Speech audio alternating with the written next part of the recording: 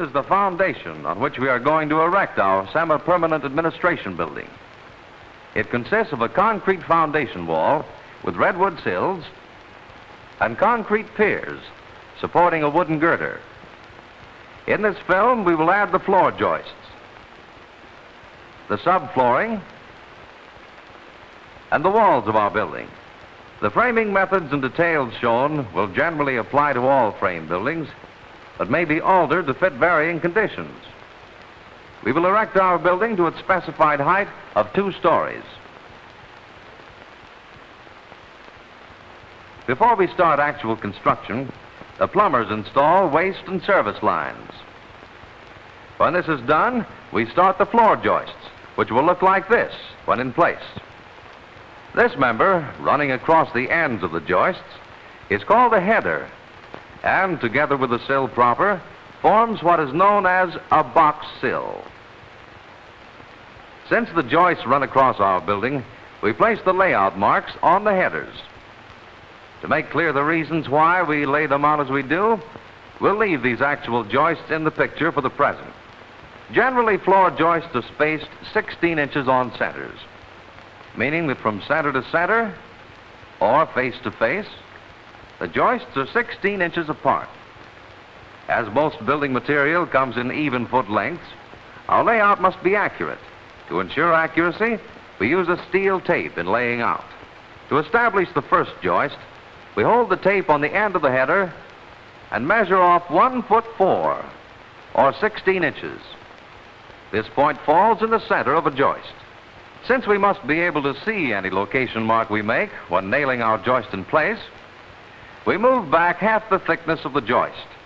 We're using stock which has been surfaced on 4 sides, so the thickness is 1 5/8 inches. Half the thickness, therefore, is 13/16 of an inch.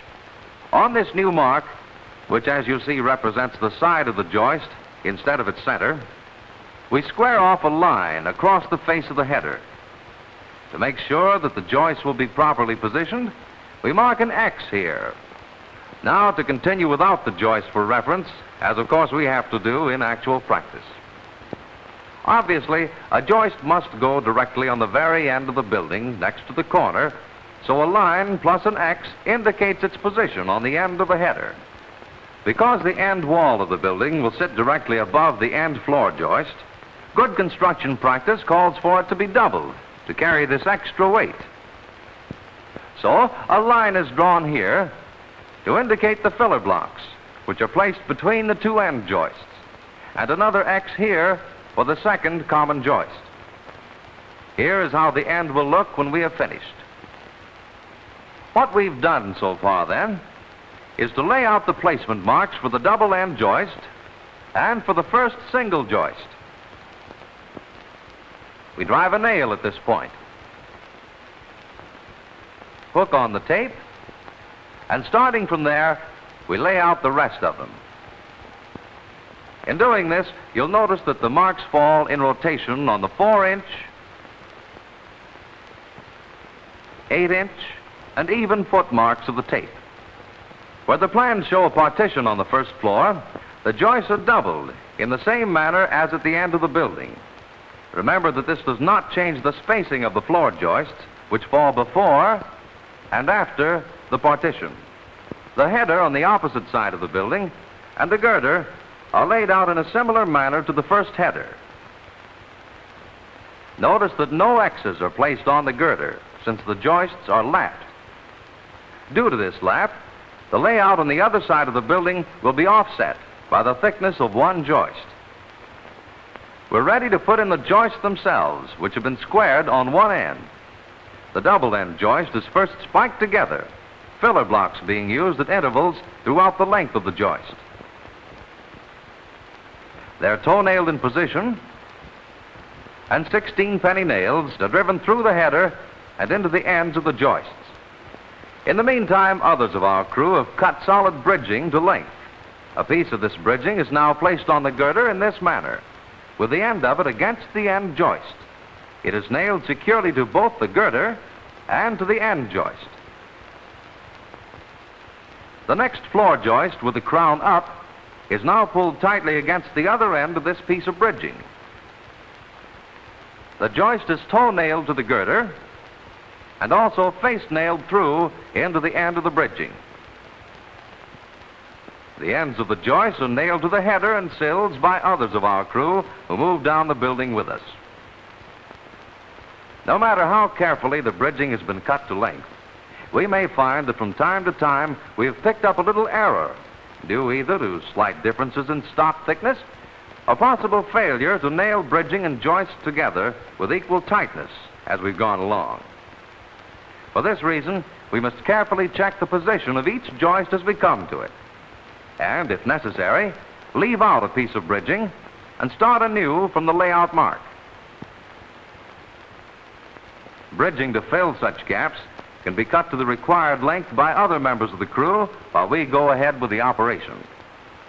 The next step is to nail in the intermediate bridging, in our case, halfway between the outside walls and girder. It will look like this. Herringbone bridging, sometimes called cross bridging, is generally used for maximum rigidity. This bridging can be pre-cut to length. It is nailed into place along a snapped chalk line. One piece of bridging goes on each side of the line, in each opening between joists. Notice that nails are started at both ends before each piece is put in place. Notice, too, that the lower ends are not nailed at this time, but will be nailed after the building framework has been completed. Since the joists were put in place with their crown up, sufficient time must elapse for them to settle and lose some of their crown. With joists and bridging in place, we now lay the subfloor. Over this, our finished floor will later be laid. Subfloor boards are laid at a 45-degree angle with the floor joists. Each board thus forms a series of triangles with the joists as it crosses them, which results in strengthening the whole floor frame. Any joints in the subfloor must fall over a floor joist, and ends may be allowed to project temporarily beyond the building line, allowed to run wild, as the builder would say. From time to time, as the subfloor is being laid, a chalk line is snapped along the building line.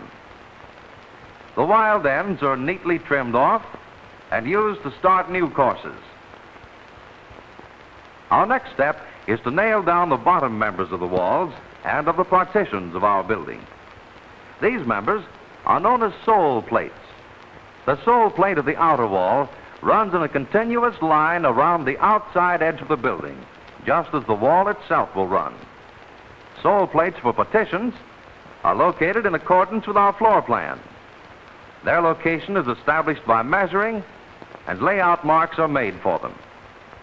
Lines are snapped between the layout marks, and the plates are nailed to the subfloor and floor joists with 16-penny nails. Walls are to be erected on the wall sole plates. They will look like this after we get them up.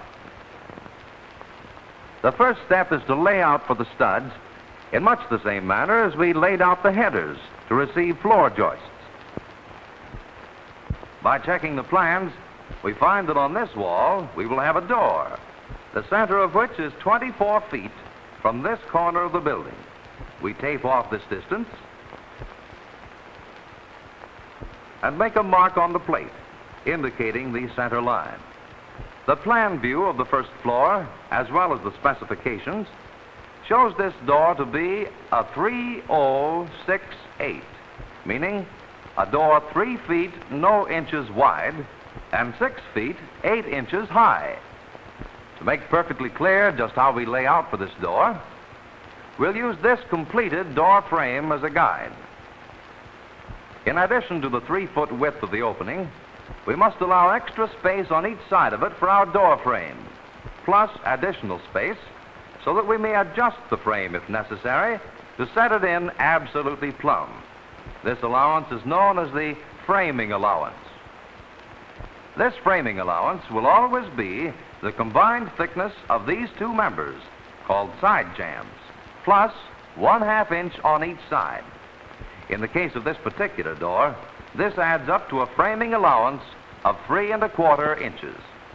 In laying out the sole plate, we measure off on each side of the center line a distance equal to half the width of the door plus half of our framing allowance.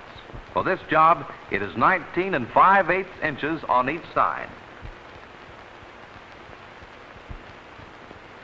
The line we place on each side at this distance indicates the trimmer, and we mark its position by placing a T on the outside of the line.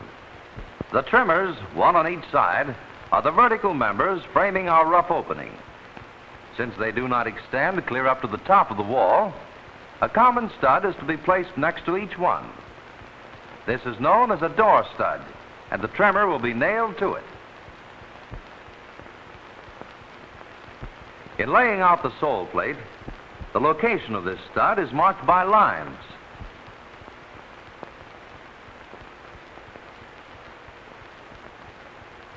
And indicated by an X right next to the T.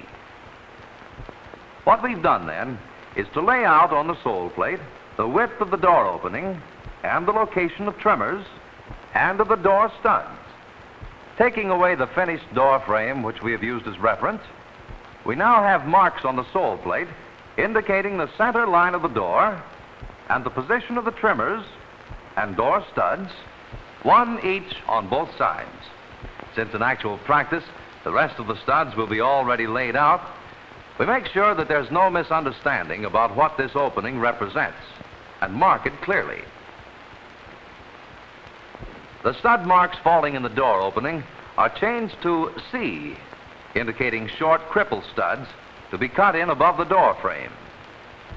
In the end wall, we next lay out a rough window opening in practically the same manner as we used for the door. The width of the window plus the framing allowance is the total distance between trimmers. However, the framing allowance will depend on what type of sash balance is used. Like door openings, window openings also are clearly indicated on the sole plate.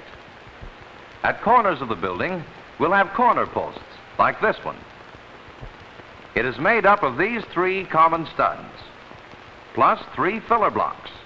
One block is at the top of the post, another at the middle, and the third at the bottom.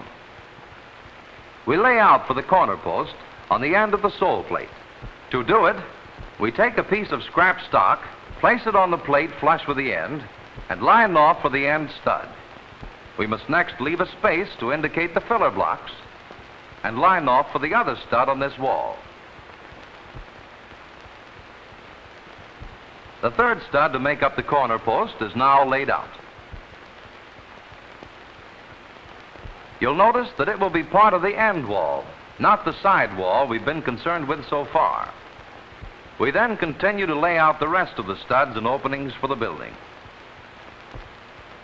After layout is completed, the top plates are placed on the floor alongside the sole plates. Top plates are the members which the studs will butt into at the top of the wall, the way they butt into sole plates at the bottom. Lines are carried across so that each top plate becomes an exact duplicate of its corresponding sole plate. When it is necessary to break the top plate, because of material not being long enough, the break is made in the center of a stud, and if possible, away from door and window openings. With all plates marked, the studs, which have been cut to length, are laid down on the floor and positioned, ready for nailing. We now make up the door opening. We begin by nailing the trimmers to the door studs, using 16-penny nails driven slightly on a slant to increase the bond between the two members. We next install the door header, which is secured on edge at the top of the opening, as you see here. It is laminated of two members, with pieces of lath between them, to build them up to the thickness required to make the outside faces of the header flush with the edges of the door studs. They are now nailed into place. First toe-nailed with 8 pennies to force them down against the trimmers and against the door studs, then end-nailed with 16s. Nails are driven through the top plate and into the door studs. All hands now raise the wall into position, taking care that it goes up evenly to avoid springing the joints. To hold it temporarily in place, braces are nailed on where necessary. At the end of the building, we will have a single window, which will look like this when completed. These members, called bottom cripples, are placed onto the window opening. Additional cripples are nailed to the window studs to give us full bearing. The rough sill is then nailed on. This is of single construction and may safely be placed flat. Next come the window trimmers, nailed to the window studs. Then the window header. This one is double with lath filler between, just as the door header was, and is placed on edge in the same manner. And finally, the top window cripples. To see where these members go in relation to each other, we have our bottom cripples, rough sill, trimmers, header, and top cripples. We now nail the top plate across the top ends of the studs to complete assembly of this particular wall section. Studs are held flush with the edges of the top plate, and 16-penny nails are driven through the top plate and into the ends of all studs and cripples. This end wall is now raised into position. At this point, the corners are plumbed, using a straight edge and carpenter's or plumb level. Again, as we noticed a while back, two members of the corner post have been raised with the side wall, and the other member has been raised with the end wall. Nails are driven in to lock the corner. The wall is then set to line and braced into position. The succeeding walls and partitions are raised, and the rough frame begins to look something like a building instead of a pile of lumber. The top plate is now doubled. Notice the resulting kind of interlock we get at the partitions and at the corners of the building. With all walls and partitions raised, we're ready to put in the fire blocks and wind bracing, which will look like this when we have finished.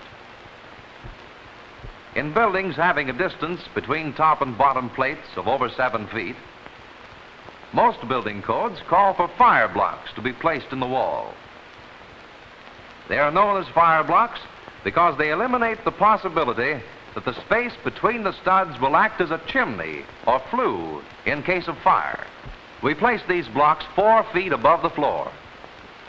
To lay out for them, we measure up 4 feet at each end of the wall and snap a chalk line along which the edge of the fire blocks will be placed. Blocks previously cut to length are then nailed into place between the wall studs. Care must be taken that a slight variation in the length does not bow out the center of any of the studs and thus force them out of line. To guard against this possibility, it's good construction practice to leave these pieces out. You can later cut pieces to fit these gaps and install them after the rest of the fire blocks are in. We next install the wind bracing. We drop back on the top plate to the first stud from the corner and snap a chalk line diagonally down to the bottom plate at an angle of approximately 45 degrees. In no case will the angle be greater than 60 degrees or less than 40 to provide maximum bracing against possible wind loads. Notice that one fire block has been left out. It will be put in after the wind bracing is completed. A piece of scrap material is placed on the line and marked for sawing into individual sections of permanent bracing.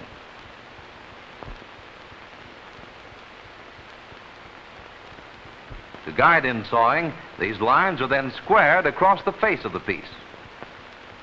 To help saw accurately, it is best to use a shelf like this, nailed to the inside of the stud wall at a height which enables your saw to best follow the cut line.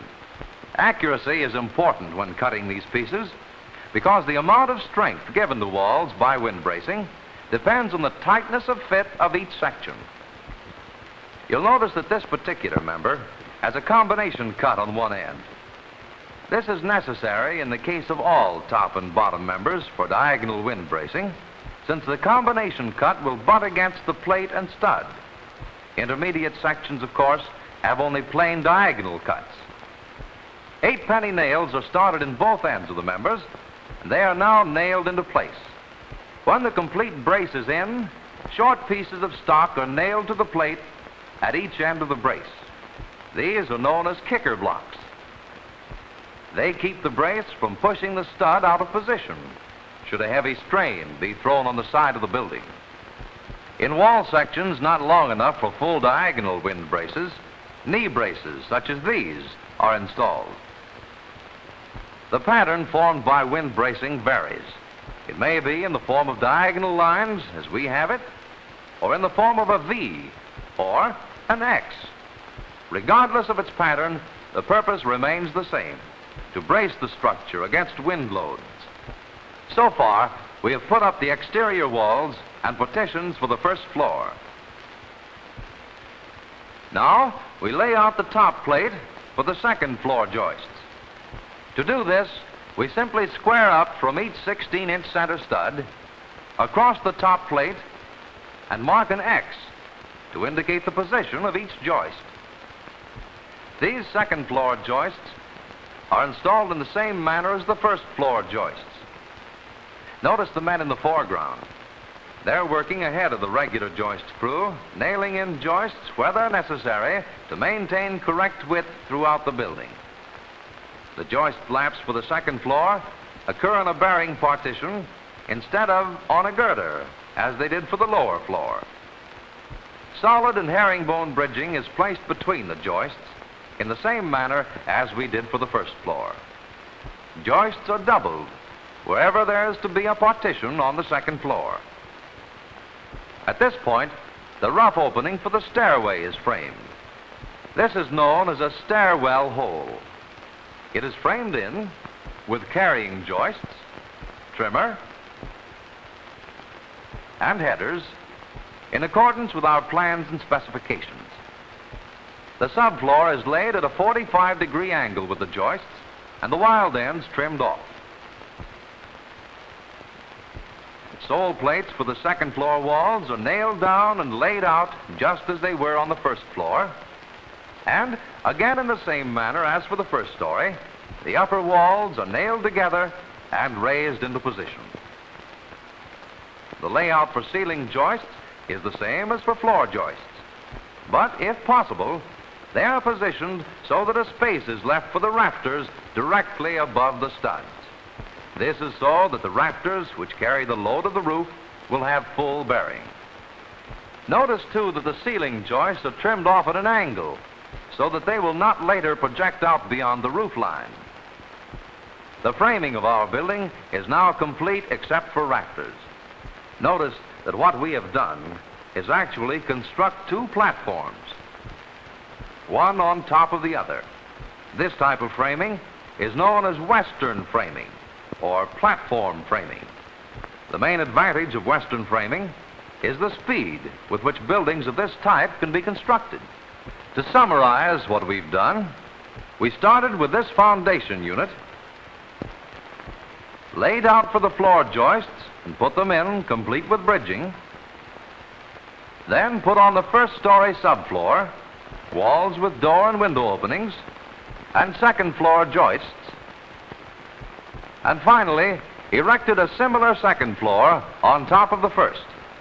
When we put on the rafters, our building frame will be complete.